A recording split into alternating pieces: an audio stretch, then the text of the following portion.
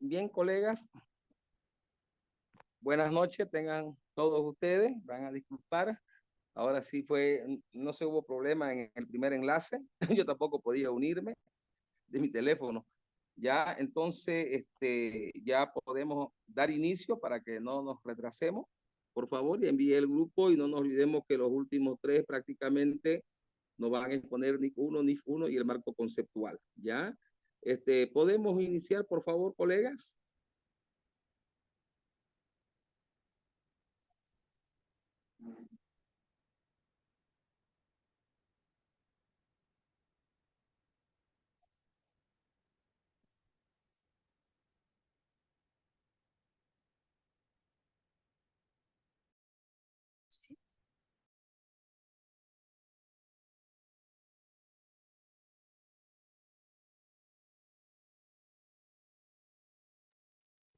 ¿Puede dar inicio, colega?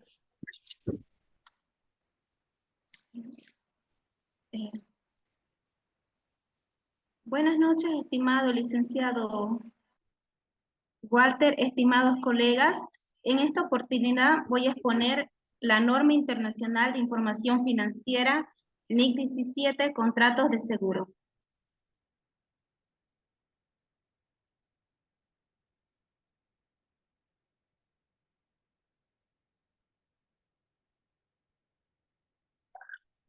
El contenido a desarrollar en la exposición es el siguiente: antecedentes, objetivo, alcance, nivel de agregación de los contratos de seguro, reconocimiento, modificación y baja en cuentas, presentación en el estado de situación financiera, reconocimiento y presentación en el estado o estado de rendimiento financiero, información a revelar.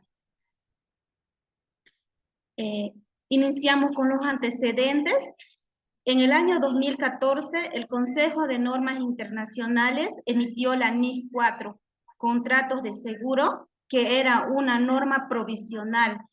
Esta norma iba solo a estar vigente hasta que se completara el proyecto de contratos de seguro.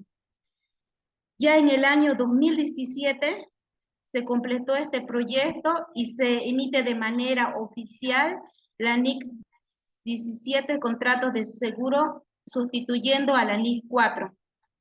Vigencia. La NIC 17 entró en vigencia a partir de enero de la gestión 2021. ¿Cuál es el objetivo de la NIC 17? La NIC 17 nos establece los principios para el reconocimiento, medición, presentación e información a revelar de los contratos de seguro.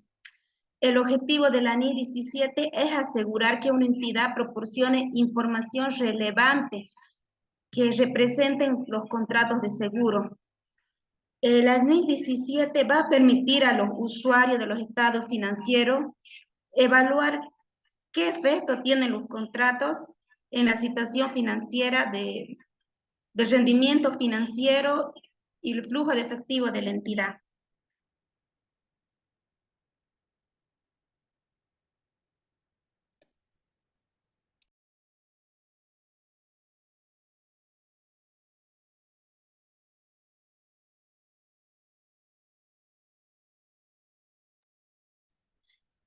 Continuando, tenemos, ¿qué es un contrato de seguro? Un contrato es un acuerdo entre dos partes, donde se crea derechos y obligaciones exigibles. En lo que respecta al contrato de seguro, también hay dos partes. Está la parte emisora, donde acepta un riesgo significativo, y tenemos la otra parte, que es la tenedora de la póliza de seguro. La parte que es emisora acepta a compensar el riesgo si hubiera un suceso.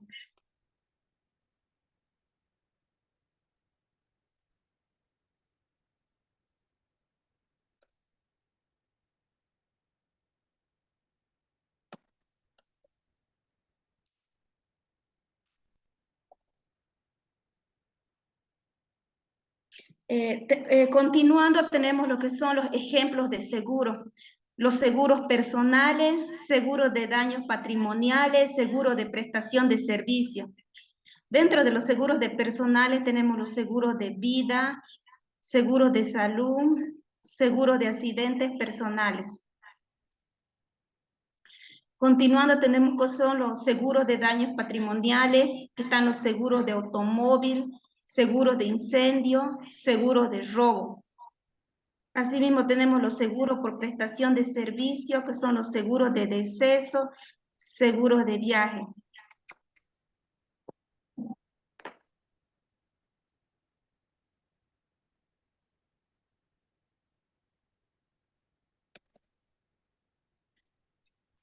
¿Cuál es el alcance de la NIC 17? El alcance de la NIC 17 es a los contratos de seguros, contratos de reaseguro de los que sea tenedora, y a los contratos de inversión con componente de participación discrecional que emita, siempre que la entidad también emita contratos de seguro.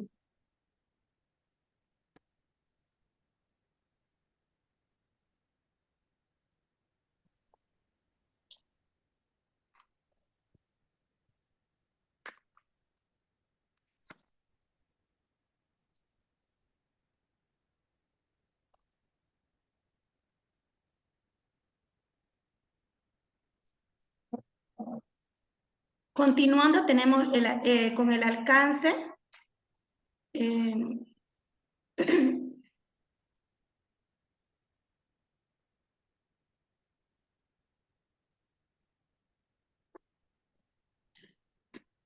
Una entidad no aplicará la NIC 17 a las garantías proporcionadas por un fabricante mayorista o minorista en relación con la venta de sus bienes o servicios de clientes. Ese es el ejemplo en caso cuando compramos una computadora y nos dan una garantía. En ese caso no se aplica la NIC 17.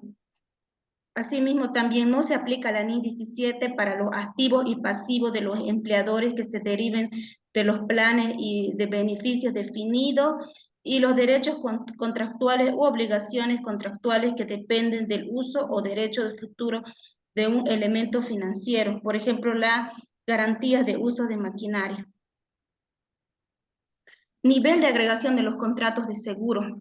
La NIC 17 nos indica de que una entidad aseguradora deberá identificar las carteras de contratos de seguro, es decir, los va a agrupar los contratos dentro de una misma línea de producto, pudiendo ser los seguros contra accidentes, los agrupa en un grupo, los seguros de accidentes personales en otro grupo, los seguros de viaje los agrupa en una misma línea, tanto en riesgos similares y así como en los mismos productos que va a emitir. Tenemos lo que es el reconocimiento. Una entidad reconocerá un grupo de contratos de seguro que emita cuando tenga lugar el primero de los siguientes hechos: el comienzo del periodo de cobertura del grupo, la fecha en que se venza el primer pago de un tenedor de póliza de seguro, y para un grupo de contratos onerosos cuando pase a ser oneroso. Modificación y baja en cuentas.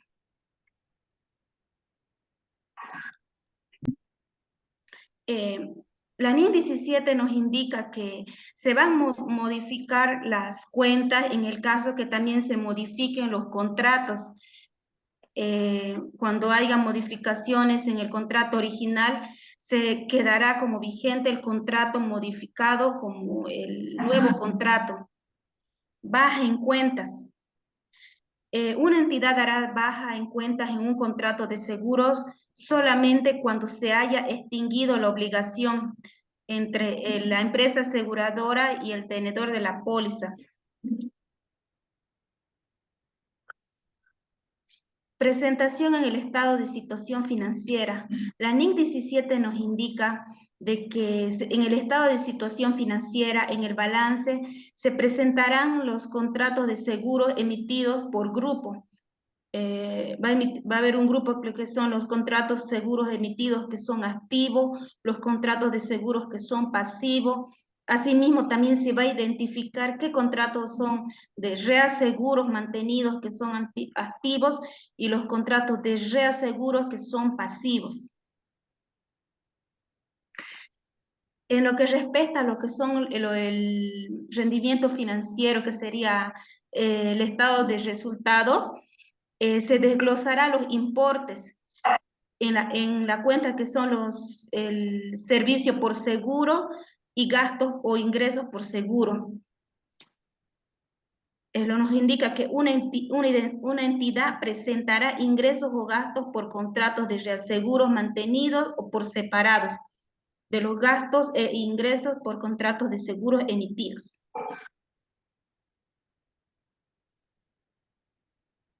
La NIC 17 nos indica que en el estado de resultado se identificará actividades ordinarias del seguro, que son los que surjan de los grupos de contratos de seguros emitidos. Los ingresos de actividades ordinarias por seguro representarán la provisión de cobertura y otros servicios que surjan del grupo de contratos de seguro por un importe que refleje la contraprestación a la espera la entidad a tener derecho a cambio por esos servicios. Una entidad presentará en el estado de resultado los gastos del servicio del seguro que surjan de un grupo de contratos de seguros emitidos que comprenden las reclamaciones, incluyendo los reembolsos de los componentes de inversión, otros gastos de servicios de seguro y otros importes.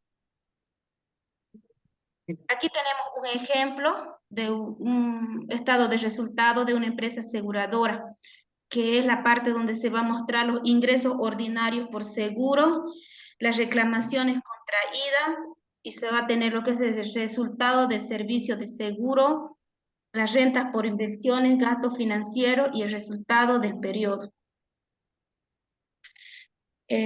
Ahora lo que respecta en las notas de la empresa aseguradora, dice que una entidad va a revelar en sus notas los importes que se han reconocido en su estado financiero, los juicios más significativos, la naturaleza y alcance de los riesgos.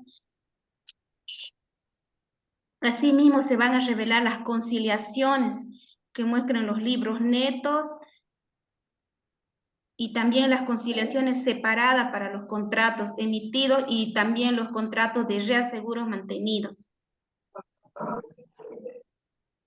Asimismo, también se revelará en una tabla todas las conciliaciones realizadas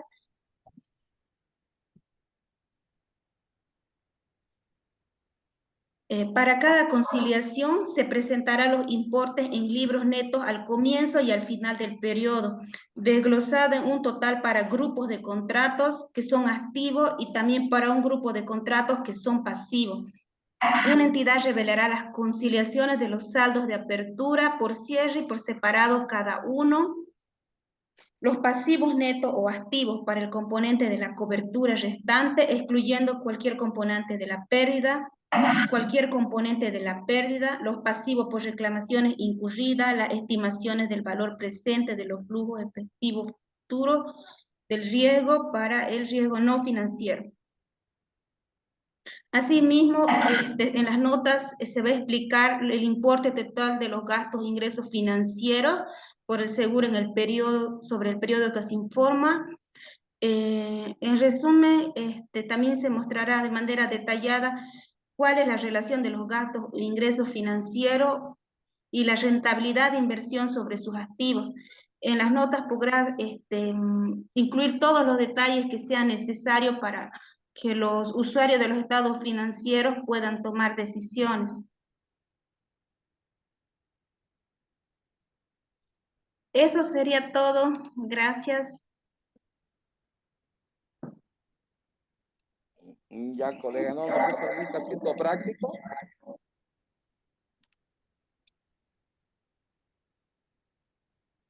Solo en la parte de los ejemplos, en la parte de los prácticos he revisado y he encontrado la parte que siguen manteniendo no están aplicando todavía la NIC 17.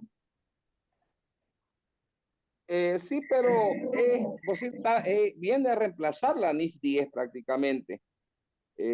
Perdón, la NIC número 17, ya que habla de arrendamiento, esa NIC.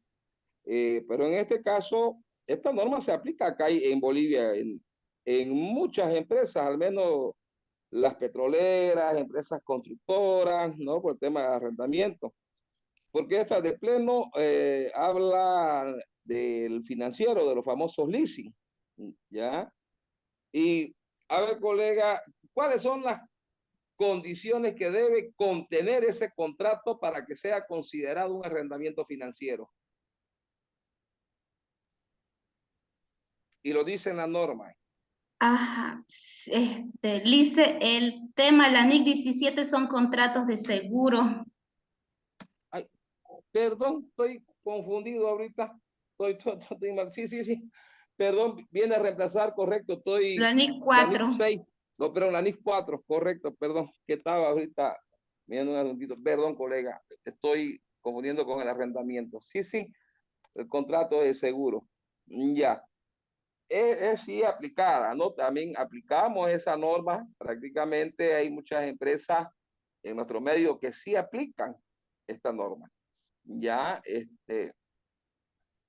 por ello de que los contratos de seguro sí también nos da condiciones para que se aplique ese contrato, sea considerado un contrato de seguro. ¿Cuál es la principal condición?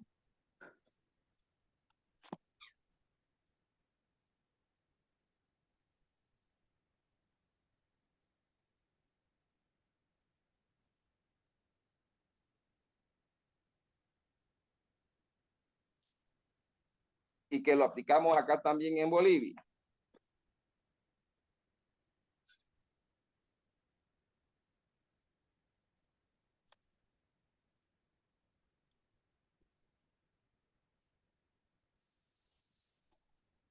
Una, dígame nomás.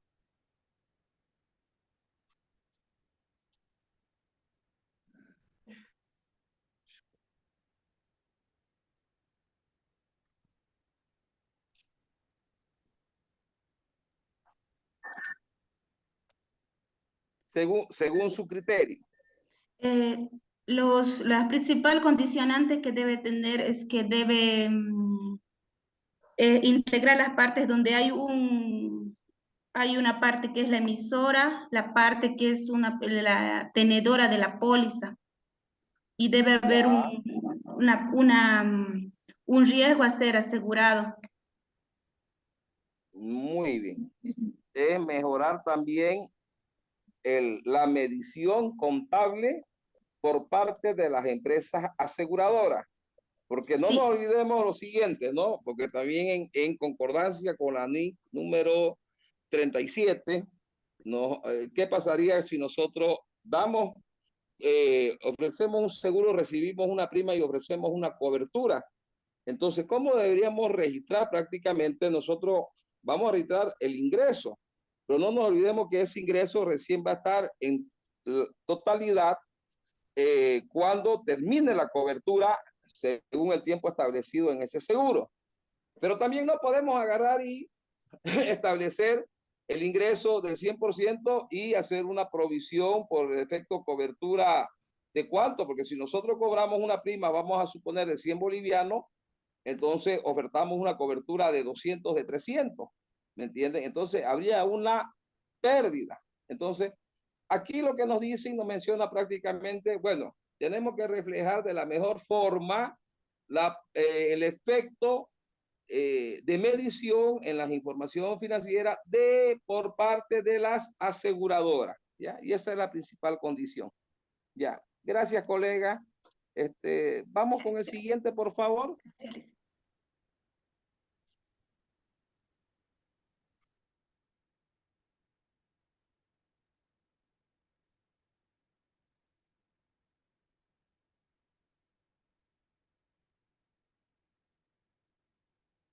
Dicen, buenas noches, ya estoy compartiendo, por favor. No.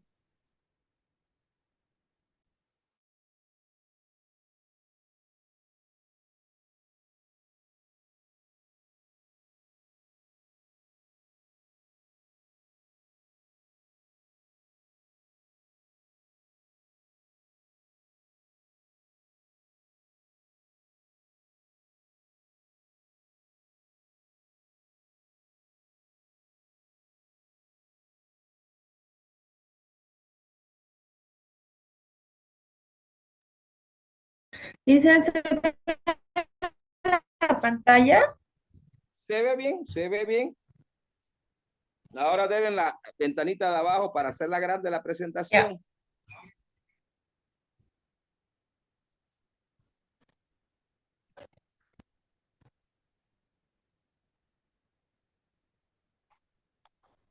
Mm, mm, a ver, mi compu está medio-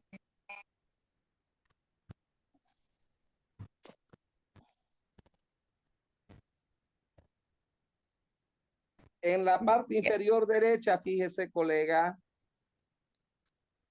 tiene inclusive hasta como un librito de su derecha, ¿no? Como un librito más abierto, al ladito de ese librito como abierto, como una pantallita ahí. Ahora, Ya. Buenas noches, licenciado. Buenas noches, compañeros, colegas. Vamos a iniciar con el número 16, que prácticamente es, bueno, ¿no? Vamos a ver dentro de esta NIP un nuevo reconocimiento de arrendamientos. Entonces, que hace enfoque en tema de arrendamientos, nos dice que el objetivo de esta NIP es asegurar que los arrendatarios y arrendadores proporcionen información relevante de forma fielmente. Esta información proporciona una base a los usuarios de los estados financieros para evaluar el efecto que los arrendamientos tienen sobre la situación financiera, el rendimiento financiero y el flujo de efectivo de la entidad. También nos indica, bueno, uno de los objetivos, una entidad aplicará esta norma de forma congruente en instancias establecidas. El alcance de esta norma nos indica, se establece que esta norma debe ser aplicada en la contabilización de los elementos, componentes del inmueble, como prácticamente estamos haciendo tema de arrendamientos en contratos, entonces mayormente están los inmuebles, maquinarias, equipos, salvo cuando otra norma internacional de contabilidad exija o permita una transacción diferente. Una entidad aplicará esta norma a todos los arrendamientos, incluyendo eh, los arrendamientos de activos de derechos de uso en un subarrendamiento, o un arrendatario puede, como también podemos decir, un arrendatario puede, pero no se lo exige aplicar la norma de arrendamientos de activos intangibles. Puede ser, ¿no? Acciones y otros. Eh, Podemos decir que las normas, las NIF 16 también trata tanto de la identificación de los contratos de arrendamiento como su tratamiento contable en los estados financieros de arrendatarios y arrendadores. Sustituirá a la NIF 17 actualmente vigente y las interpretaciones asociadas. Entonces, podemos decir, ¿no? Que también nos da a entender que eh, hay algunos puntos en los cuales en la NIF 16 se ha implementado o que no cuenta en la NIF 17. Modificaciones a los procesos y procedimientos del eh, sistemas. En primera instancia, la entidad necesita determinar el universo de contratos de arrendamientos y aquellos contratos que contienen un arrendamiento o arrendamientos implícitos. La tarea de confeccionar el inventario de contratos puede requerir un esfuerzo importante, especialmente si un volumen de contratos es elevado. Como también podemos decir, en la primera instancia, en la determinación de este universo se tiene que considerar que existen excepciones para los arrendamientos por un plazo menor a 12 meses, en los cuales no existe la opción de compra y para los arrendamientos de activos de escaso valor unitario. La segunda instancia es obtener los datos necesarios para la determinación del DAO y de la DAP, los cuales surgen del contrato y en algunos se necesita obtener datos de mercado, por ejemplo, como por ejemplo la tasa de interés del costo del endeudamiento marginal de la entidad con posterioridad a la implementación de la NIC 16. Entonces tomamos en cuenta en este lado la NIC 16 que nos indica, ¿no? Esa parte, tema de los intereses. Se necesita que los sistemas de información capturen los nuevos contratos, así como las modificaciones a los contratos existentes. La administración de una cartera de arrendamientos voluminosa puede requerir el desarrollo o modificación de los sistemas de información de la entidad.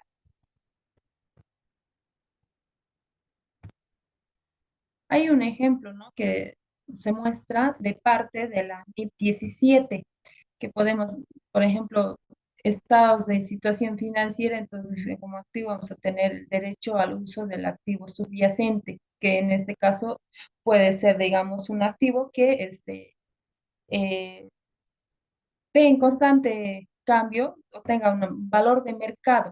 Entonces tenga un valor de mercado, esté en constante cambio de valor, o sea, y en el estado de resultados vamos a tener como amortización de derecho al uso. Y en pasivo tendríamos deuda por arrendamiento, intereses perdidos, intereses por la deuda de arrendamiento. Ese sería un ejemplo de la NIF 17. Cambios en los ratios. Entonces, las principales métricas financieras se ven afectadas por el reconocimiento de nuevos activos y pasivos, así como las diferencias en el momento de reconocimiento y en la clasificación de gastos por arrendamiento. La entidad necesita determinar el impacto de la NIF 16 en sus ratios, particularmente si la misma está sujeta a regulaciones o si tiene deudas financieras con finanzas. Algunos ejemplos del impacto del 2016 en los datos usuales se incluyen a continuación. Entonces, en ese caso podemos ver también el cargo por arrendamiento. Generalmente se clasifican como un gasto operativo considerando que los pagos por el arrendamiento son iguales o a largo plazo. Del arrendamiento, el cargo es constante. Eh, Dentro de las NIF 16 también podemos ver el resultado antes del impuesto de las ganancias, intereses de depreciaciones y amortizaciones, que nos indican, cosa que en la NIF 17 eh, nos dice, digamos, de que al implementarse la NIF 17 netamente hace hincapié a que en el contrato tanto la parte que arrenda como la parte del arrendatario y el arrendador quedan netamente las cláusulas en cómo las decisiones que desean estipular en el contrato. Entonces, y en esta parte nos dice que el costo del arrendamiento se reconoce en resultado como amortización del DAO. Entonces, sería de la documentación de adecuación de uso. Y como el interés sobre la TAP, que sería el valor presente que estarían considerando. Y por lo tanto, aumentando previamente el costo del arrendamiento se reconocía como gasto operativo y por lo tanto no era un ajuste para la determinada.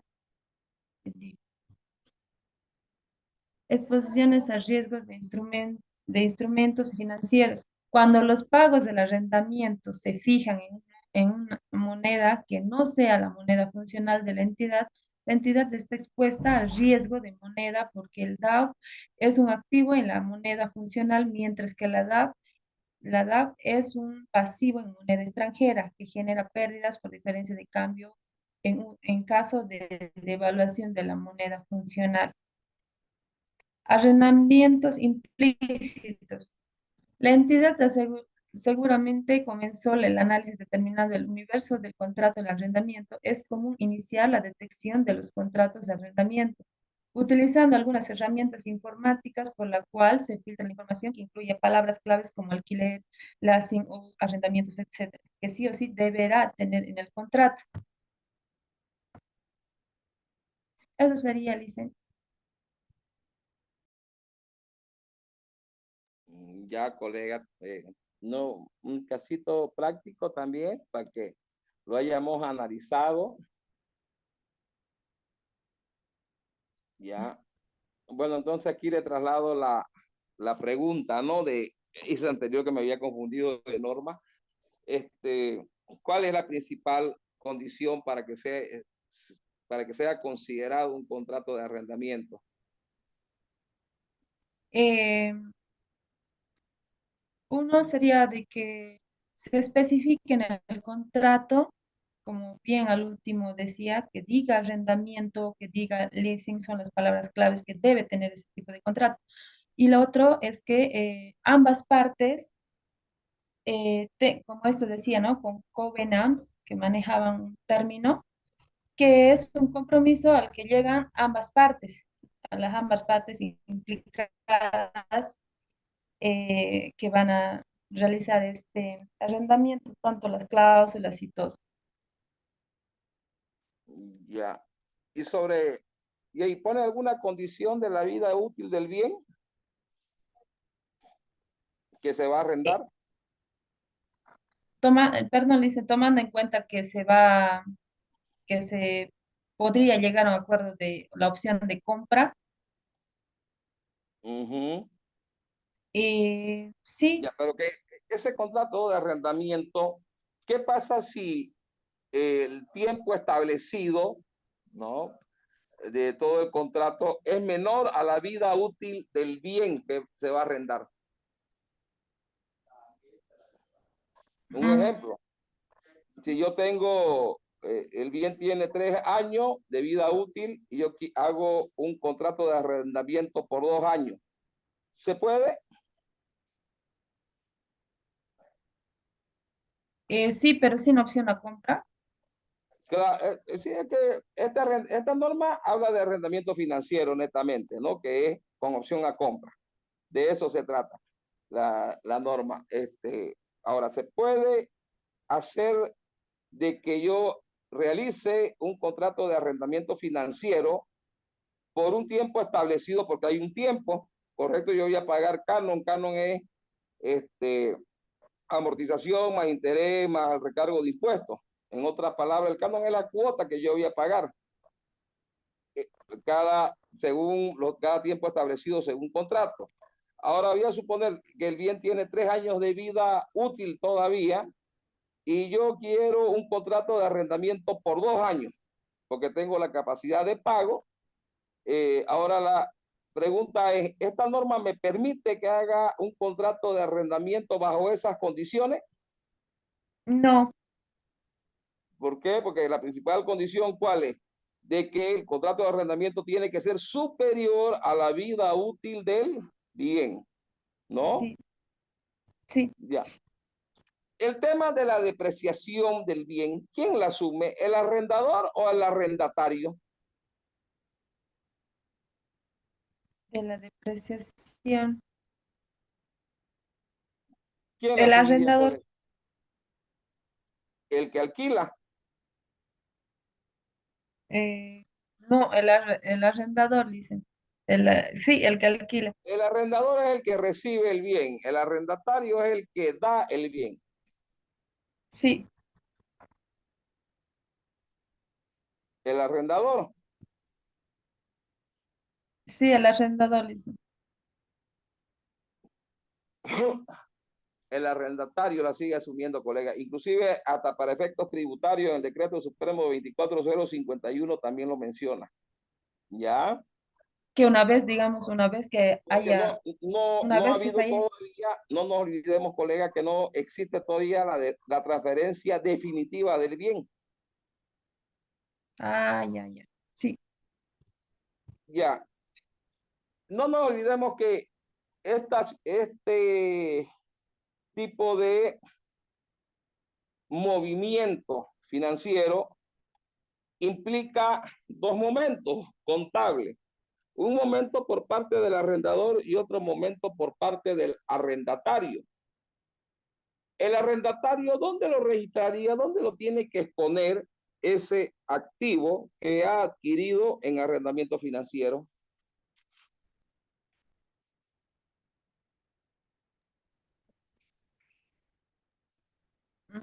El arrendatario, ¿no dicen?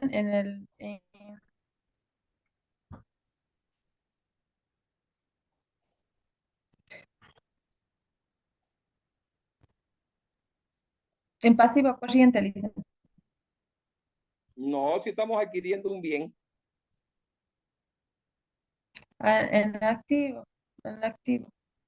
¿En qué parte del activo sería?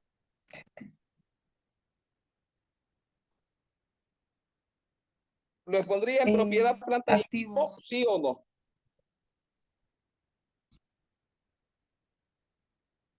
Que sí, propiedad, planta y equipo sí, no es solo nada que más ni tengo. nada menos que nosotros acá lo exponemos como activo fijo.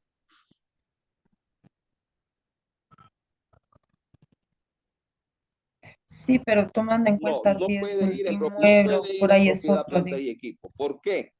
Vuelvo a repetir, porque todavía no se ha consolidado la transferencia definitiva del bien.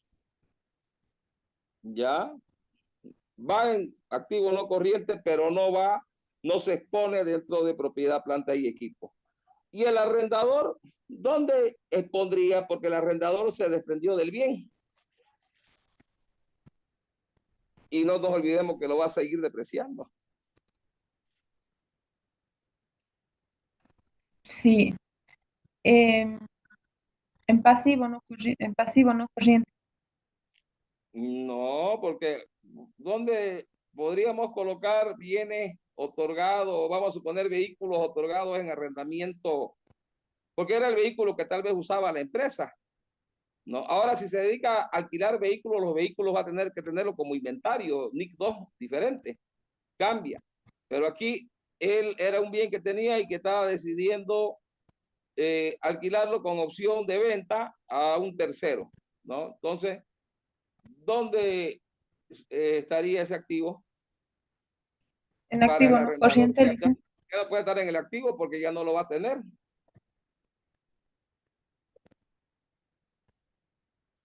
Sí, en activo no corriente, licenciado. Tendría que registrar una cuenta por cobrar al quien, Ah, al cierto. arrendador.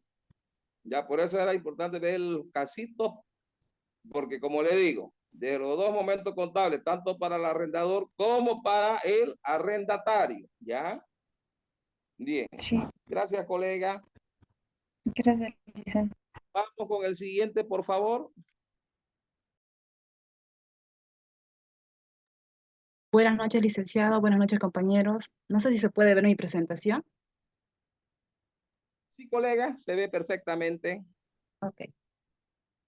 Bueno, vamos a continuar con lo que es la NIF 6, que habla específicamente de lo que es la exploración y evaluación de recursos minerales.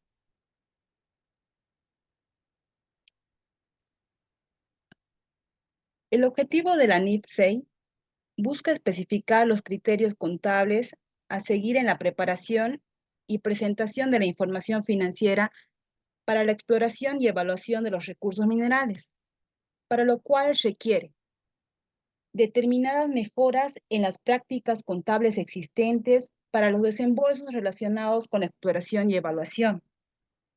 Así también requiere que las entidades que reconozcan activos para exploración y evaluación realicen una comprobación de su deterioro de valor de acuerdo a la NIC 36.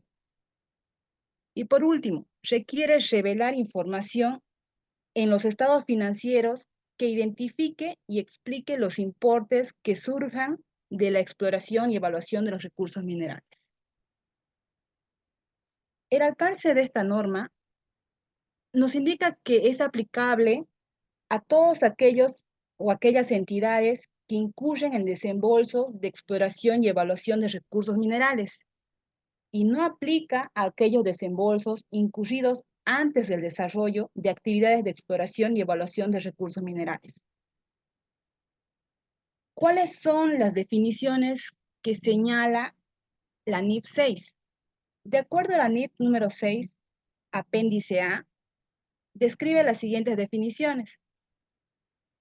Activos para exploración y evaluación.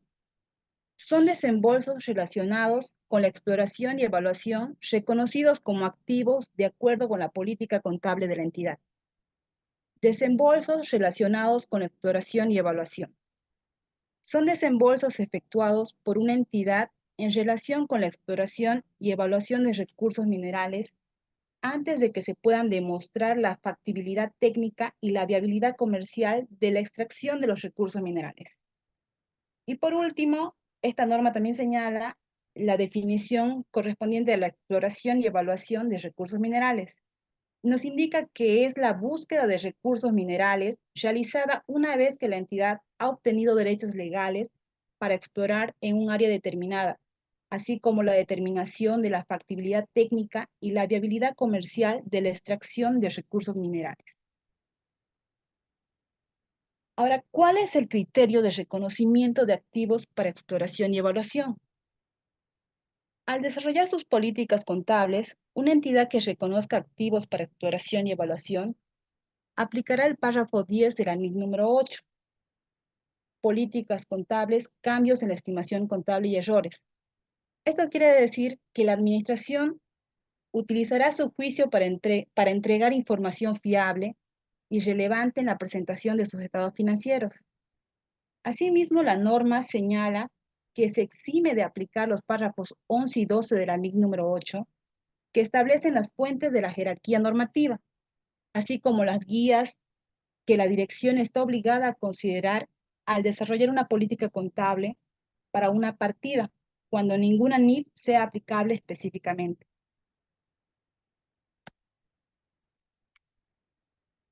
¿Cómo se miden los activos para exploración y evaluación en el momento del reconocimiento?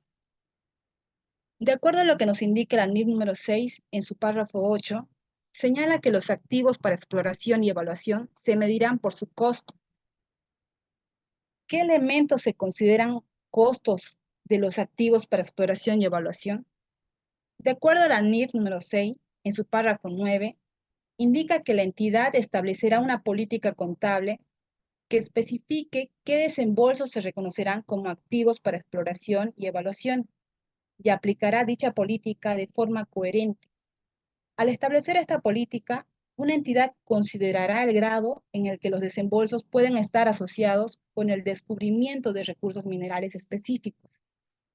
Los siguientes son ejemplos de desembolsos que podrían incluirse en la medición inicial de los activos para exploración y evaluación, entre los cuales se encuentra la adquisición de derechos de exploración, el estudio topográfico, geológicos, geoquímicos y geofísicos, perforaciones exploratorias, excavaciones de zanjas y trincheras, toma de muestras y actividades relacionadas con la evaluación de la factibilidad técnica y la viabilidad comercial de la extracción de un recurso mineral.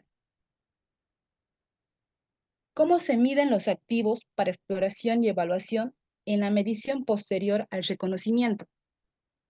De acuerdo a la NIC número 6, en su párrafo 12, señala que después del reconocimiento, la entidad aplicará el modelo de costos o el modelo de revaluación a los activos para exploración y evaluación.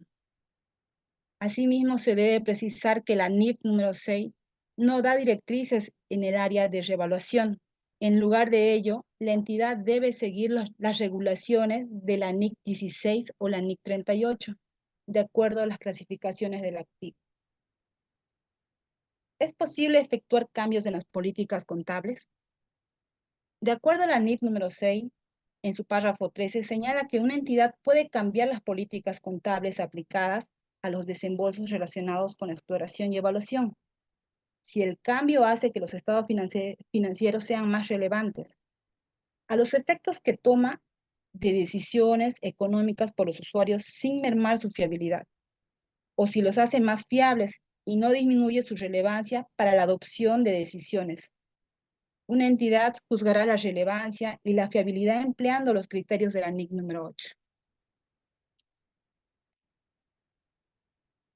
¿Cómo se clasifican o se presentan los activos para exploración y evaluación? Una entidad clasificará los activos para exploración y evaluación como tangibles o intangibles, según la naturaleza de los activos adquiridos, y aplicará la clasificación de forma coherente. Algunos activos para exploración y evaluación se tratan como intangibles, por ejemplo, los derechos de perforación, de preparación de mapas, costos de las licencias y costos legales, y entre otros ejemplos. Así también existen los activos que son intangibles. Aquí les muestro un ejemplo referente a los activos intangibles y tangibles. Por ejemplo, una entidad que se encuentra explorando y evaluando la extracción de minerales de zinc iniciará actividades según detalle: desembolsos por ingeniería y estudios de factibilidad económica, derechos de perforación, preparación de mapas, costos de las licencias y costos legales. Estos son considerados activos intangibles. Los desembolsos como la adquisición de instrumentos geofísicos, desembolsos en materia de infraestructura para accesos, vehículos y equipos de perforación son considerados como activos tangibles. ¿Cómo se trata las reclasificaciones de los activos para exploración y evaluación? Un activo para exploración y evaluación dejará de ser clasificado como tal cuando la fiabilidad técnica y la viabilidad comercial de la extracción de un recurso mineral sean demostrables. Antes de proceder a la reclasificación, se evaluará el deterioro de los activos para exploración y evaluación, debiéndose reconocer cualquier pérdida por deterioro de su valor. ¿Cómo se reconocen y se miden el deterioro de valor? De acuerdo a la NIF 6, en su párrafo 18, señala que se evaluará el deterioro del valor de los activos para exploración y evaluación cuando los hechos y circunstancias sugieran que el importe en libros de un activo para exploración y evaluación pueda superar su importe recuperable. Cuando esto suceda, la entidad medirá, presentará y revelará cualquier pérdida por deterioro del valor resultante del acuerdo con la NIC 36, excepto por lo dispuesto en el párrafo 21. Por lo señalado anteriormente, se requiere que una entidad siga las regulaciones de la NIC 6 en lugar de la NIC 36, deterioro de activos, cuando se evalúa si un activo de exploración y evaluación se ha deteriorado. ¿Qué información se debe revelar de acuerdo a la NIC 6? De acuerdo a la NIC 6, en su párrafo 23, señala que una entidad revelará la información que permite identificar y explicar los importes reconocidos en sus estados financieros que procedan de la exploración y evaluación de recursos minerales. En este sentido, para cumplir lo indicado anteriormente, la entidad revelará las políticas contables aplicadas a los desembolsos relacionados con la exploración y evaluación, incluyendo el reconocimiento de activos por exploración y evaluación. Así también revelará los importes de los activos, pasivos, ingresos y gastos, así como los flujos de efectivo por actividades de operación e inversión surgidos de la exploración y evaluación de recursos minerales. A continuación tenemos 3 casos. El caso número 1 va relacionado a lo que es la identificación de actividades de exploración y evaluación. Se presentan diversos desembolsos y se solicita conocer si la NIF 6 se aplica a los siguientes tipos de gastos. La extracción y procesamiento de recursos minerales para transportar al mercado, y el otro gasto es la revisión comercial de áreas posibles para la extracción mineral antes de adquirir los derechos legales a explorar un área específica. La solución del caso. De acuerdo a la NIF número 6, en su párrafo 3, señala que la entidad debe aplicar la NIF 6 a los desembolsos por exploración y evaluación en los que incurra. Por lo tanto, estas actividades anteriormente mencionadas no están reguladas por esta norma. El caso número 2 va relacionado a lo que es la identificación de desembolsos por actividades. Se describe una serie de actividades que se realizan en preexploración, exploración y evaluación y postexploración.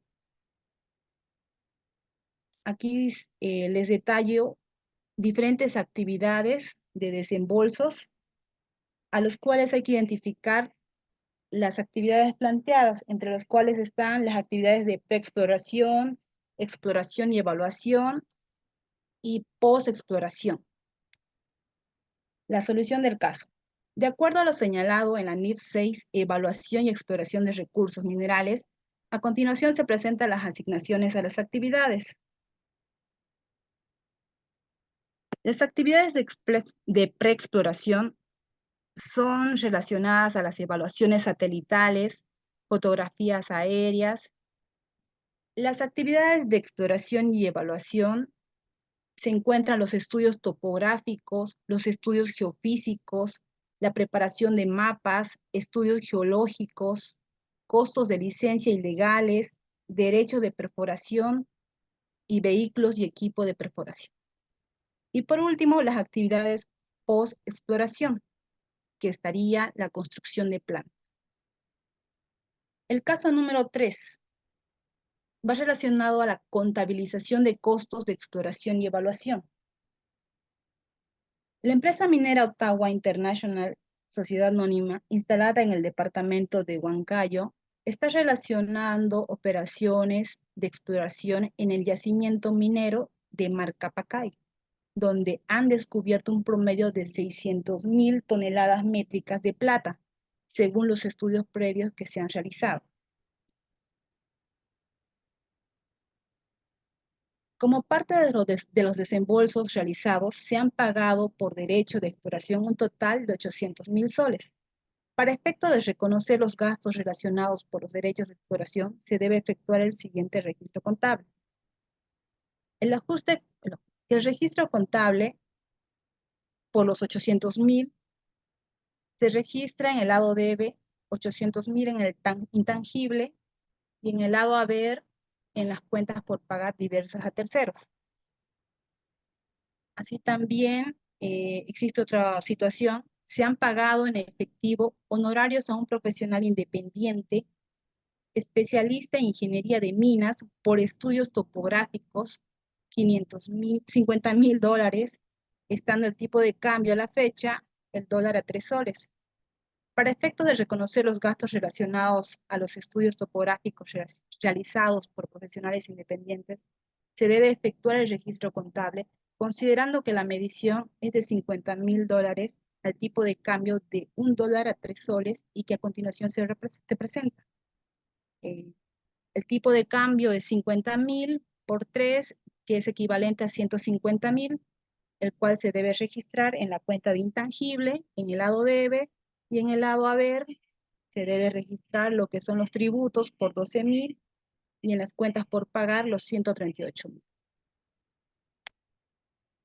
Y por último, se han efectuado una serie de desembolsos relacionados a las perforaciones exploratorias, excavaciones y tomas de muestra a contratistas mineros por 200.000, más impuestos a las ventas.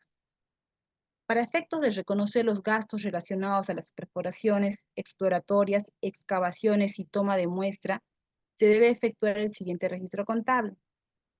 En la cuenta intangible se registra los 200.000, en la cuenta de tributos, contraprestaciones y aporte al sistema de pensiones y de salud por pagar, se deben registrar los 36.000, y en el lado haber, en las cuentas por pagar, se registra el total de 236.000. Conclusión. La NIF 6, Exploración y Evaluación de los Recursos Minerales, establece los criterios de reconocimiento y medición de los activos generados en las actividades de exploración y evaluación de minerales. Se debe tener cuidado en la aplicación de esta norma, revisando conjuntamente normas vinculantes como la NIC 16, la NIC 38, la NIC 36, la NIC 37, que están vinculados para su correcto registro.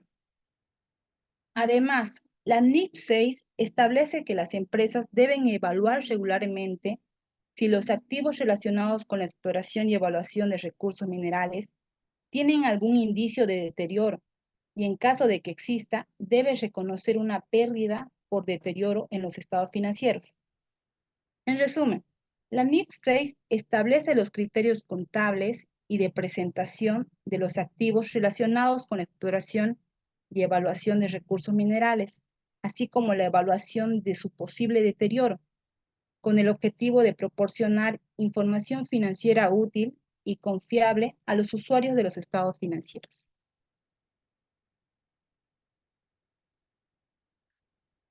Eso sería todo, Licen, con respecto a la NIF número 6. Ya, colega, muchísimas gracias. Muy bonita su exposición. Bueno, teníamos varios casitos ahí, ¿no? El cual no dejó sin mucho que preguntar, porque, bueno, casi todo se abarcó.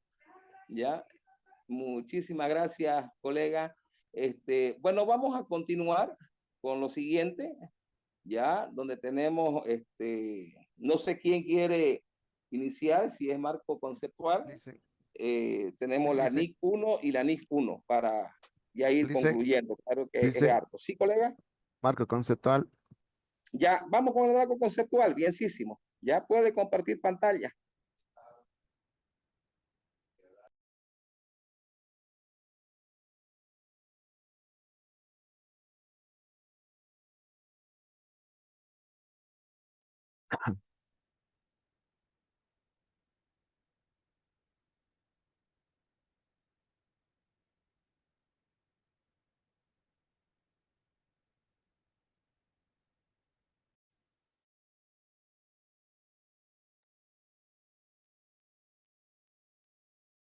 ¿Está compartiendo, Licen? Sí, sí, está compartiendo. Puede hacerlo grande, ¿no? En la parte inferior de abajo, dándole la Sí, pantallita. sí, Ya. yo le puse, sino que es lenteja este equipo y Ya. ahorita. Ya, colega.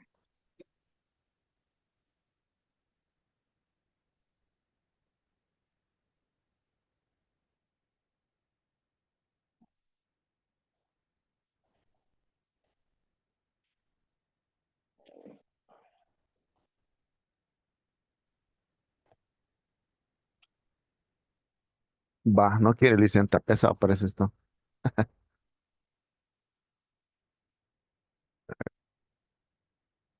Ah, creo que ya está. A ver, no sé si ya se puede ver que está con pantalla completa. Sí, Sí, sí, se puede ver. se puede ver, colega. Bueno, gracias, buenas noches, estimados. Vamos a tocar en este caso el marco conceptual para la información financiera, los estatutos. El propósito de este marco conceptual nos indica, ¿no?, que el marco conceptual para la información financiera describe el objetivo y los conceptos que se utilizan de la información financiera con propósitos en general, ¿no? El propósito del marco conceptual es, pongo aquí yo tres incisos, es coadyuvar al Consejo de las Normas Internacionales de Contabilidad a desarrollar las normas NIF que se estén basadas en conceptos congruentes, que es congruentes, es decir, lógicos, conceptos que seguidos, ¿no?, de una secuencia.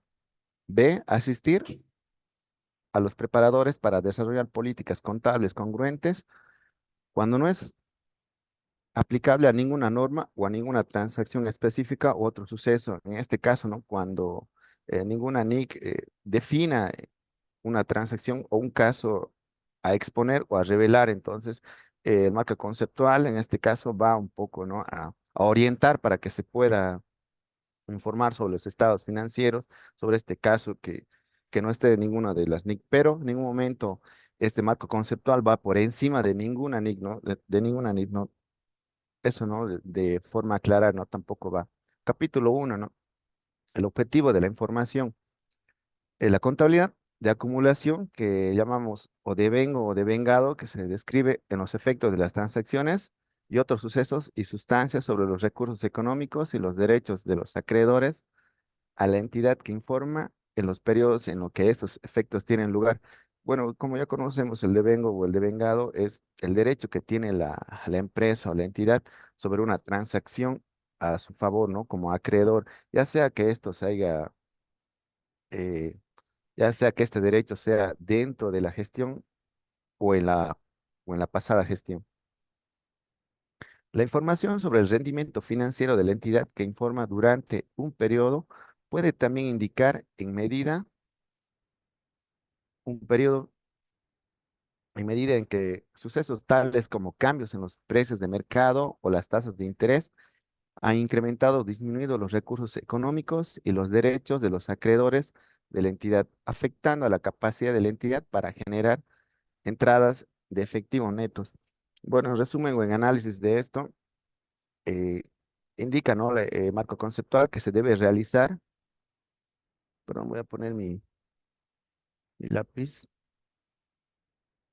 que se nos indica esto, ¿no? Que se debe realizar los estados financieros de acumulación o de vengo a todos los estados financieros, menos al estado de flujo de efectivo, ¿no?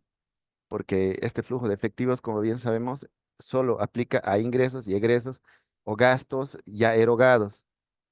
Entonces no aplicaría el devengo en este caso, solo a este estado financiero, ¿no? Hay un poco para aclarar. El capítulo 2, que son las características cualitativas de información financiera útil. En este caso, perdón, en este caso son dos, ¿no? Las fundamentales y las de mejora. En este caso, las fundamentales, que es la relevancia y la presentación fiel. Lo que nos dice la relevancia, la información financiera relevante es capaz de influir en las decisiones tomadas por los usuarios. La información puede ser capaz de influir en una decisión, incluso si algunos usuarios eligen no aprovecharla o son ya conocedores de ella, ¿no? Y nos dice que tienen que ser predictiva o confirmatoria para ser relevante.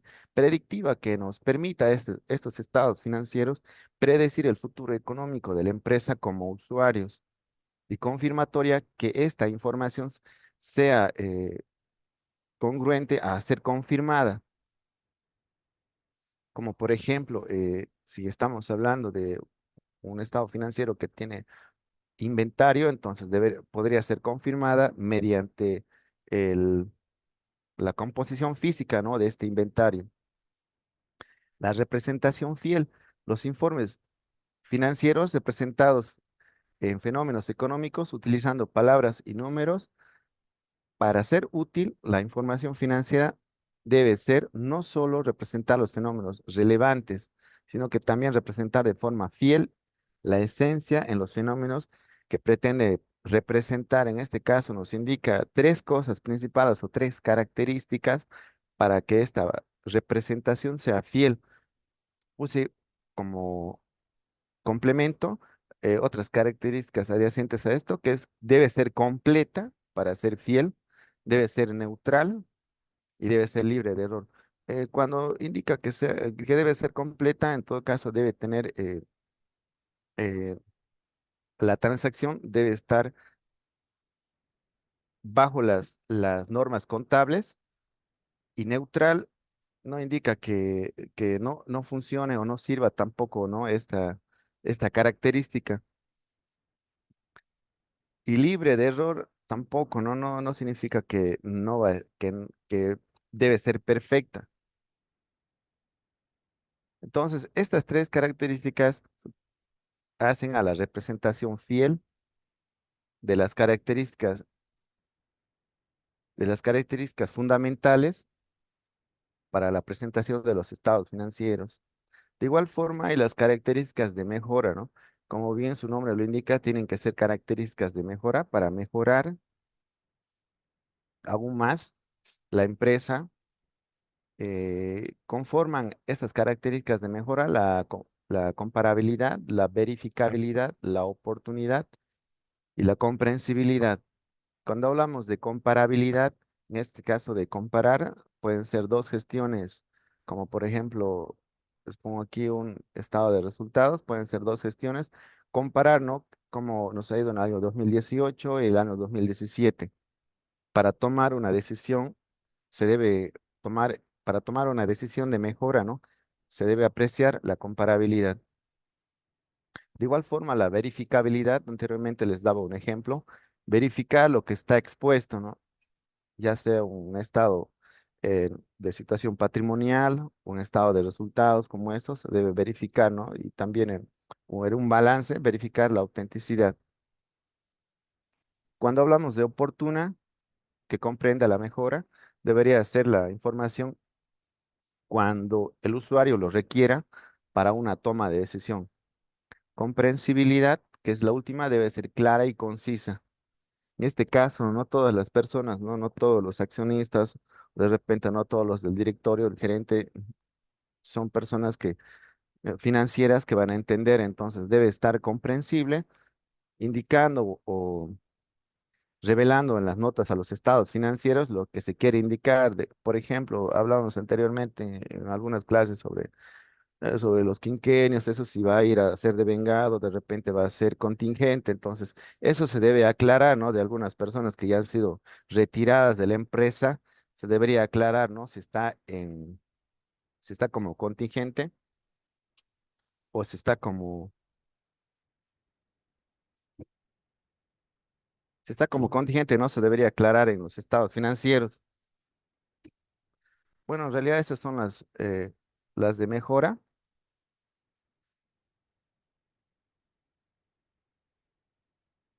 Ahora, el capítulo número 3 nos habla de los estados financieros, de las entidades de las que se informa. En este caso, el objetivo y el alcance de los estados financieros. El objeto de los estados financieros es proporcionar información sobre los activos, pasivos, patrimonio, ingresos y gastos de la entidad, que informa que es útil al usuario y a los estados financieros para evaluar las perspectivas de entradas de efectivo, netas y futuras. En este caso, ayudaría esta exposición al usuario a captar recursos, ¿no? Ya sea para fondearse por distintos medios, ya sea por la Bolsa Boliviana de Valores, ya sea por entidades financieras o ya sea por terceros, ¿no? Le sirve a los usuarios para la toma de decisiones. El periodo de que se informa, sabemos dentro del periodo, podría ser, como decía anteriormente, oportuna, podría ser en 3 meses, podría ser la información anual, semestral, trimestral. La hipótesis del negocio en marcha nos indica los estados financieros que representan anualmente bajo el supuesto de que la entidad que informa está en funcionamiento y continúa su actividad dentro del futuro posible. Esto, la hipótesis se debe aclarar, ¿no? En la nota de los estados financieros, o de repente revelar si o realizar sus estados financieros dentro de esta hipótesis en caso de que la empresa tenga falencias y esté teniendo pérdidas, etcétera, debería revelar en los estados financieros esta, ¿no? Esta hipótesis de negocio en marcha. Por eso indica, ¿no? La normativa que se debe revelar si es que la empresa va a tener continuidad o ya no, o cese sus actividades. El capítulo número 4 nos habla de los elementos de los estados financieros. Como podemos ver, primeramente tenemos la definición del activo, que es un activo. Anteriormente decíamos, ¿no? Bueno, que el activo es todo lo que tiene la empresa en su poder.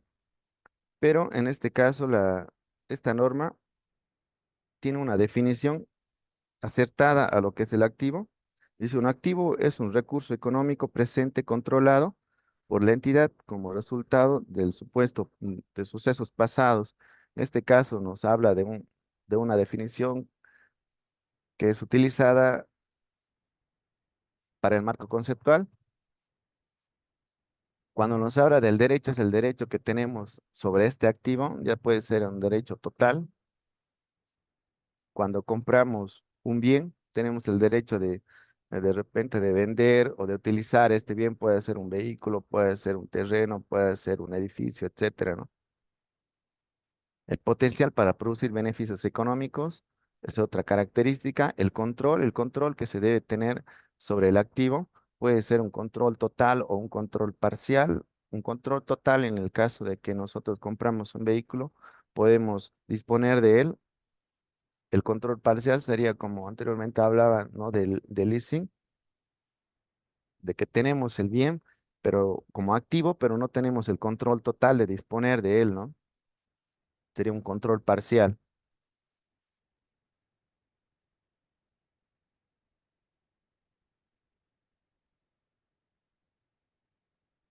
Ahora hablamos del pasivo, la definición del pasivo que tiene este marco conceptual.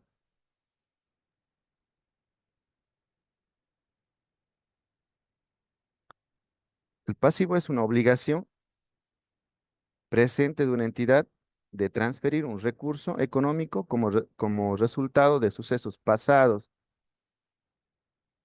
La obligación, una obligación es un deber o responsabilidad de una entidad de no tener capacidad práctica de evitar una obligación, siempre está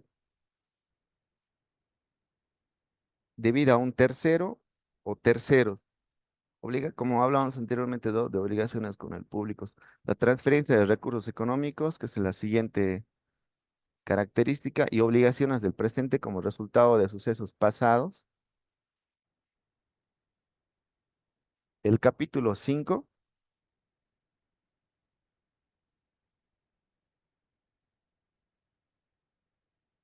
hablamos de criterios económicos de relevancia.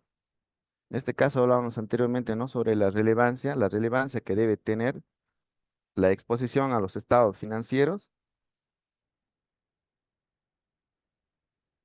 y la incertidumbre sobre la existencia de los bienes, la baja probabilidad de una entrada o salida de beneficios económicos, la representación fiel de todo lo expuesto y la incertidumbre en la medición.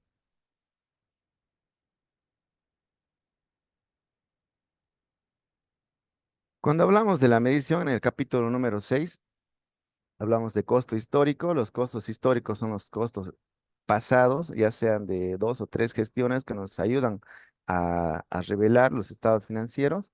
El valor corriente es el valor que tiene en su momento, ya sea un activo.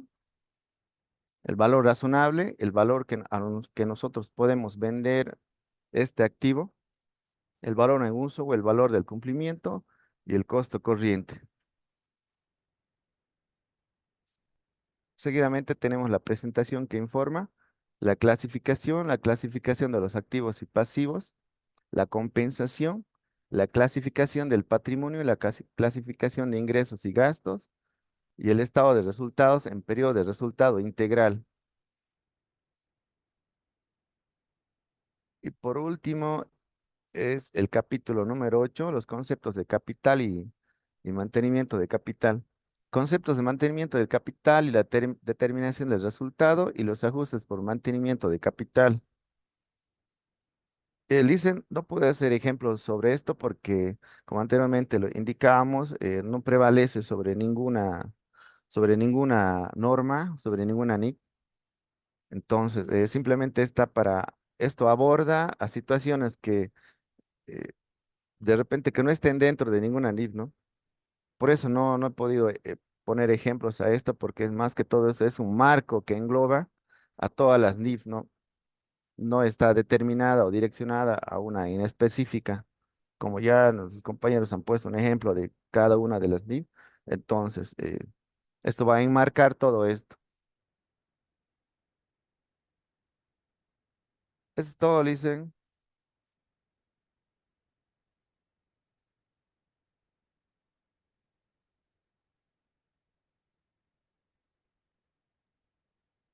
Bien, muchísimas gracias, colega. Como se han podido dar cuenta, colegas, ¿no? Que el marco conceptual es la base. ¿Para qué? Para lo que es la preparación y presentación de la información financiera, donde nos da a ver cuáles son las principales condiciones, requisitos para que se pueda considerar un activo y lo clasifiquemos y se ponga en la familia de los activos, pasivos, patrimonio, bueno, y los otros también, ¿no? Los elementos que integran, que son resultados e ingresos. Entonces, nos da las pautas en el cual nosotros podemos respaldar prácticamente la aplicación contable la cual estamos realizando, ¿no? En la empresa que estemos desempeñando nuestras funciones. Entonces, es la base principal para lo que es la comprensión de todo el marco normativo, ¿ya? Bueno, le agradezco mucho, colegas, colega, perdón, NIC 1 o NIF 1, ¿quién continúa? Buenas noches, licenciado. Es mi persona, Lourdes. Ya, ¿cuál va a poner, colega? ¿La NIC 1 o la NIF 1? NIF 1. Ya, puede compartir, colega. Muy bien.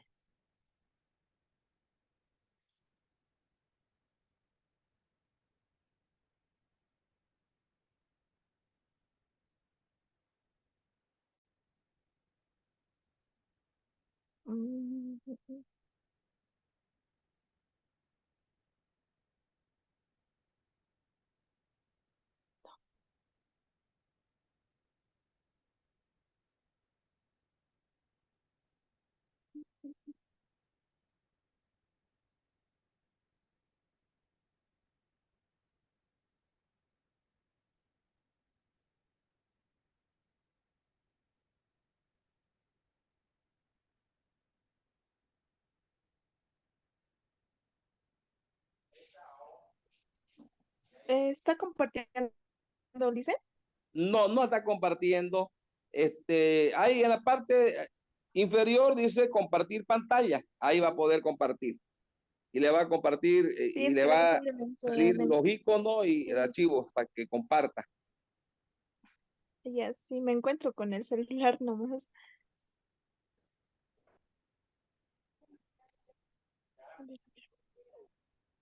Ah, no, con celular va a ser un poco difícil, colega.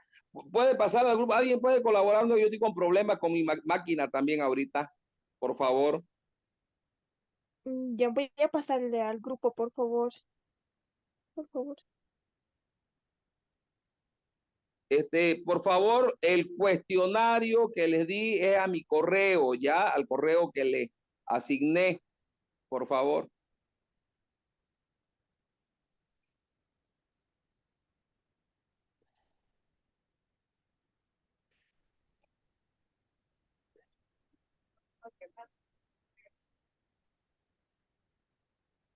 Dicen, ¿le puedo hacer una consulta? Claro que sí. De acuerdo al marco conceptual, ¿qué es el costo histórico No, de lo el que que acaba da de... para el tema de medición, ¿no? Para medición es el importe en el cual usted va a reflejar en la información financiera. Entonces le pone costo histórico, valor razonable y le pone o valor presente, ¿sí? Que bajo esa metodología, ¿ya? Ahora, el costo histórico prácticamente es el valor en el cual usted ha estado asignando a los ítems en el transcurso del tiempo prácticamente en su información financiera. Aquí, si ustedes se dan cuenta, la diferencia que hay, no porque cualquiera no se confunde y piensa, tiene que ser de lo anterior. No, va prácticamente el costo histórico, se da por valores de mercado directamente. Entonces, hay mucha diferencia con lo que hablamos de valor razonable. Y mucho Sí. peor con valor presente, porque valor presente cuando tenemos valores futuros que tenemos que traer a una tasa de descuento a valor presente para la medición. Entonces, el costo histórico es que está relacionado más que todo con los valores de mercado, los valores que se reflejan, por decir, si yo tengo un inventario 1.000 bolivianos por cierto artículo, entonces la empresa que está al lado mío y que también vende el mismo artículo, ¿qué pasa si tiene 900? Significa que yo algo estoy haciendo mal, ¿no? Yo también tendría que tener el mismo valor o tendría que ser el más, o más bajo, porque algo pasa, algo estoy haciendo mal si es sobre la base de si es el mismo artículo, el mismo producto. Como le dije, este marco normativo prácticamente castiga la mala gestión, porque cualquier situación que eh, que se escapa de, de lo normal, de lo que está dentro de los procedimientos, lo manda como gasto, golpea la gestión, en otras palabras, castiga, ¿ya? Entonces, el costo histórico está más relacionado prácticamente con lo que es un valor, los valores así que se manejan en el mercado. Ya, o ¿Alguna sea, otra consulta? el costo, porque el costo histórico, el costo de que se adquiere o se elabora o se crea, ¿no? ¿O se crea? Sí, Exactamente.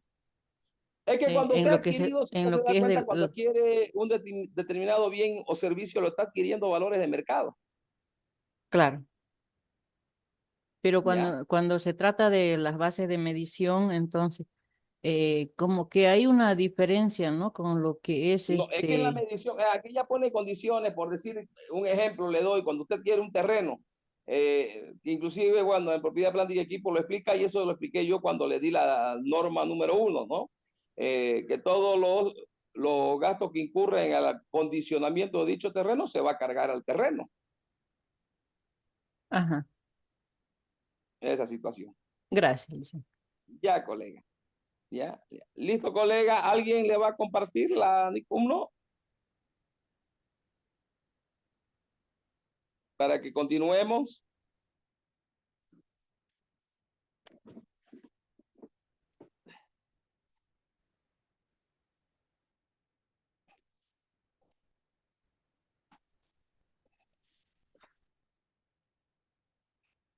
Pero si lo va a compartir, colega, no lo comparte en PDF, pues no lo va a poder, tiene que ser en PowerPoint nomás.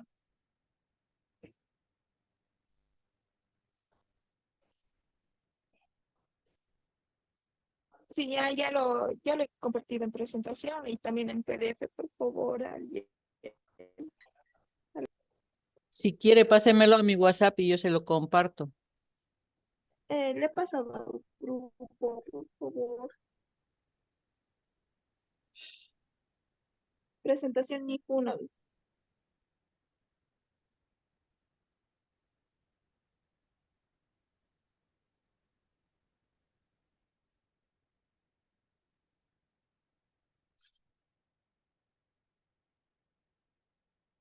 Enseguida, Muchas gracias. para que esté tranquila.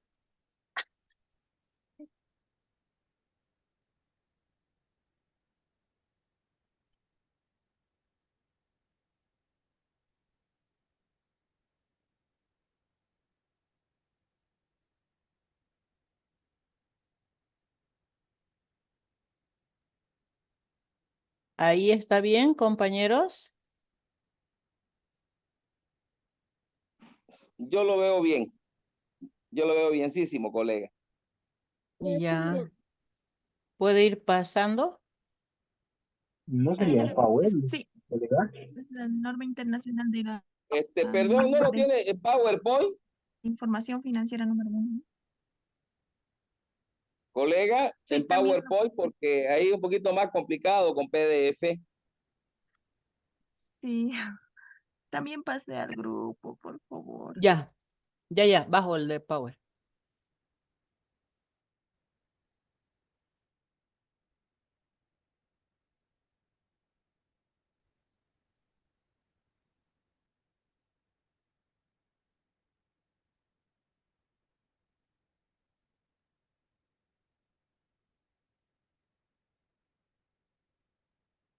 Ese es el de Power. ¿Está bien? Sí, se ve bien. Ya. Gracias. ¿Ahí? Sí. Bueno, ahí. Lourdes. Ya, gracias. Adopción. El siguiente, por favor.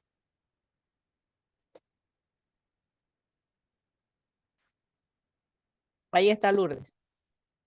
Sí, gracias. Adopción por primera vez de las normas internacionales de información financiera. Bueno, el objetivo de esta NIF 1 es eh, asegurar que los primeros estados financieros con arreglo a las NIF de una entidad, así como sus informes financieros intermedios relativos a una parte del ejercicio cubierto por tales estados financieros, que sea transparente para los usuarios y comparable para todos los ejercicios que se presenten, que suministre un punto de partida adecuado para la contabilización según las normas internacionales de información financiera y que pueda ser obtenida a un coste que no exceda los beneficios proporcionados a los usuarios. Siguiente, por favor. Ya está. Alcance. Una entidad aplicará esta NIF en A, sus primeros estados financieros con arreglo a las NIFs, y B, en cada informe financiero intermedio que en su caso presente de acuerdo con la NIF activos a una parte del ejercicio cubierto por sus primeros estados financieros con arreglo a las NIF. Siguiente, por favor. Bueno, personalmente, esta en la NIF he querido resumirlo. Bueno, me ha parecido interesante, ¿no? Acerca de esta NIF. La NIF 1 es una norma de una sola vez. Se aplica únicamente cuando se adoptan las NIF. Adoptar NIF significa determinar los saldos aceptados por NIF en una fecha de transición, que servirán como un punto de partida. Como resultado, algunos saldos de los estados financieros de la entidad tendrán que ajustarse y otros no. Para este proceso, la NIF 1 contiene pautas concretas para determinar los saldos a la fecha de transición. Siguiente, por favor.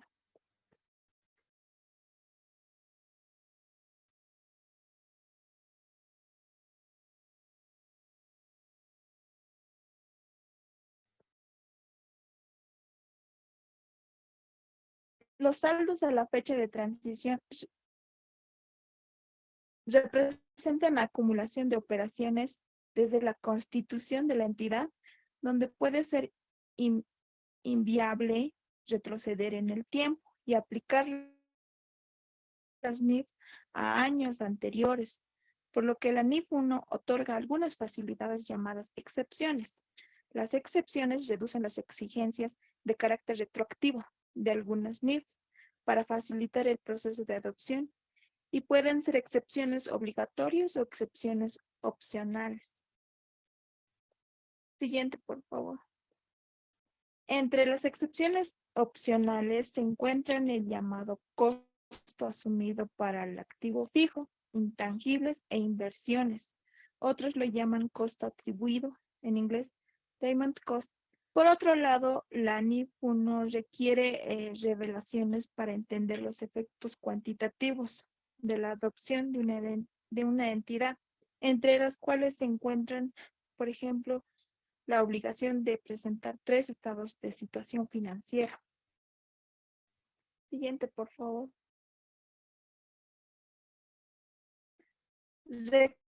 Reconocimientos y mediciones.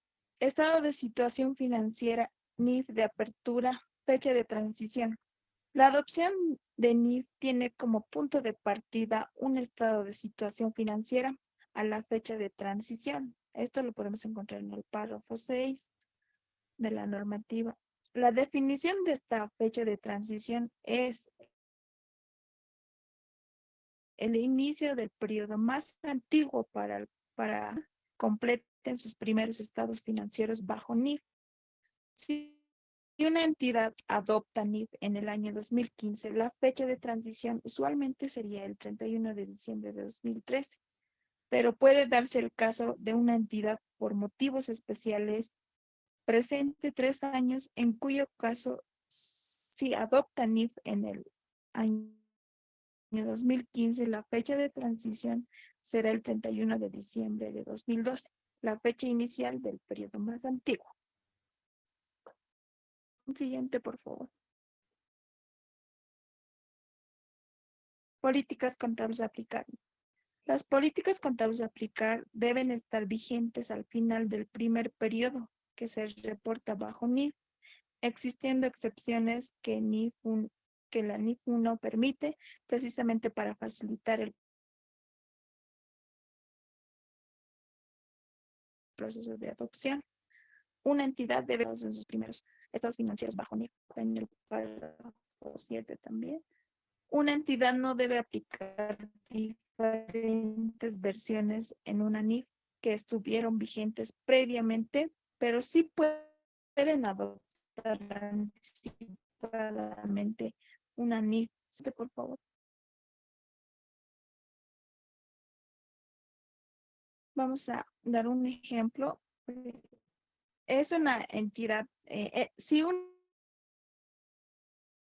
entidad aplicara NIF por primera vez en el año 2015, se requiere que aplique las NIF vigentes al 31 de diciembre de 2015, al estado de situación financiera al 31 de diciembre de 2013, fecha de transición, al estado de situación financiera al 31 de diciembre de 2014 y el estado de situación financiera al 31 de diciembre de 2015. Último, por favor. Las excepciones a la aplicación retroactiva de otras NIFs, como se menciona en el párrafo 12 de la NIF 1, de esta NIF 1, prohíbe la aplicación retroactiva de algunos aspectos de otras NIF, y esas excepciones están en los párrafos 14 a 17 y en el apéndice B del párrafo 13.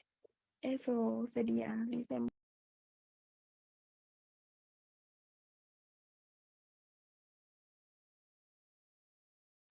Colega, ¿cómo sería la transición?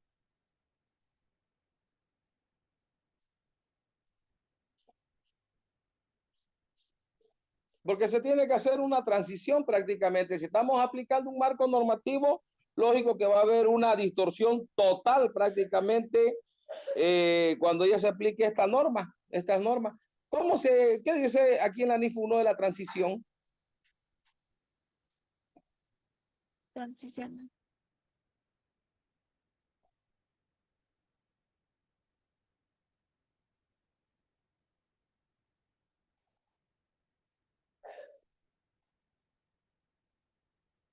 Porque tiene que haber el cambio, ¿no? No es que yo mostré el 2023 con el marco normativo que veníamos aplicando y bueno, y este año ya muestro NIF. ¿Cómo haría el tema de la transición?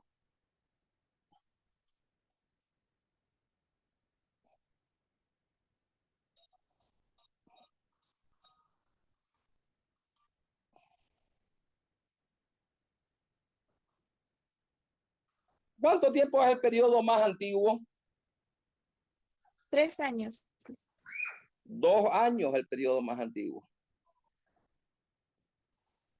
Que ahí mismo dice, menciona, tenemos que identificar el periodo más antiguo e ir modificando políticas y estimaciones contables y situaciones que afecten a un resultado, por eso nos pone otro resultado, el famoso ORI, otro resultado integral. ¿Sí? Bueno, Sí. gracias, colega. Vamos con el último, por favor, con la NIC 1.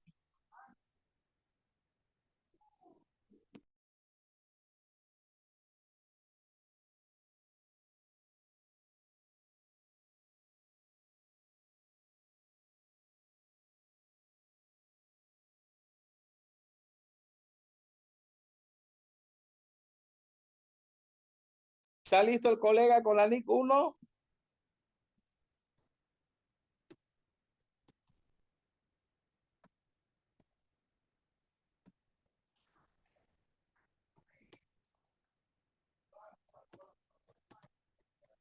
Bueno, nuestro colega, había colega que estaba prácticamente, que no tenía grupo, entonces por eso le asigné la NIC 1. ¿Ya?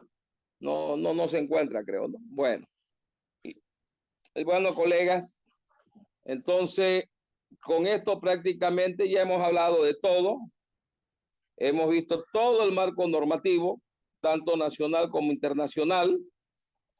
Ya, espero, queridos colegas, que haya sido productivo el módulo. Como les dije, aquí necesitaríamos mínimo unos 6 meses para hablar en toda su plenitud, por la amplitud de los contenidos. Y no solamente eso, porque las actividades, tanto operativas como financieras, de una empresa son bien amplias y complejas, al menos en estas fechas, ¿no? En estos momentos, perdón, en estas épocas, ¿ya? Entonces, queridos colegas, espero que haya sido productiva el módulo. Vamos a iniciar ya el día lunes conmigo el tema, ya no hay práctica, ¿verdad? Que a mí más me gusta el tema de las prácticas, ¿no? Pero vamos a ver el tema ya de las normas de auditoría nacionales. Ahí sí que ya, ahí el Consejo Técnico Nacional de Auditoría y Contabilidad que tenemos en Bolivia tiene toda la potestad para aprobar la aplicación de cualquier marco normativo, y el cual ya se aplica desde hace 4 años atrás. ¿Ya? Entonces, colegas, les agradezco mucho por haber compartido este módulo con mi persona. Bueno, han habido explicaciones muy extensas y vamos a continuar. El práctico, por favor, los voy a esperar hasta las 11 de la noche para que me lo envíen a mi correo, el cuestionario, diré. Ya me lo envían y ya el día, yo creo que hasta el siguiente viernes tendría las notas de este módulo, y el día lunes estaríamos iniciando con normas de auditoría, colegas. Les agradezco mucho por toda la atención y participación prestada durante las noches de clases, y bueno, que nos haya retroalimentado más al conocimiento que ya tenemos, o con el conocimiento que contamos en el ejercicio de nuestra profesión. Les quedo muy agradecido, colegas, por todo. Que tengan muy buenas noches y nos vemos este próximo lunes, perdón. Hasta buen fin de semana, colegas. Gracias, Licen. Gracias, Buenas Licen. noches. Buenas Buenas noches. Muchas gracias, Licen. Buen fin de semana. Gracias, Lisa.